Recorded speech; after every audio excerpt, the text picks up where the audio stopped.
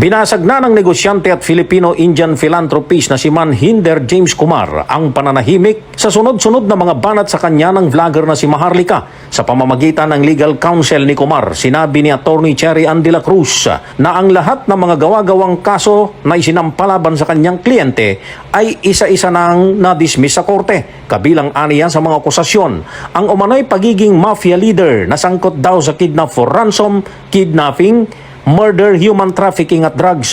Ginawang halimbawa ni Atty. de la Cruz ang isa sa mga kasong forcible abduction with rape na inihain sa Pasay City laban kay Kumar at kanyang magulang at 3 iba pa, pero kalaunan ay binawi mismo ng umano'y rape victim dahil ito ay utos daw sa kanya ng kanyang mismong boyfriend. Sabi ni Atty. de la Cruz, kapansin-pansin na sa lahat ng kaso ay palihim na itinatago sa pamamagitan ng mali-maling mga address para mapigilang makadalo at hindi makasagot ang kanyang mga abogado para makapagpalabas ng arrest warrant ang korte.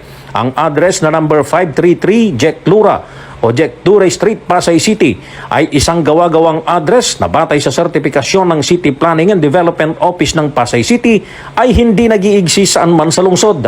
Sa statement ni Kumar, iginiit ng negosyante na isa siyang matino at maayos na leader ng mga Indian community sa bansa na sinisikap na makatulong hindi lang sa kanyang mga kababayan kundi maging sa mga Pilipino.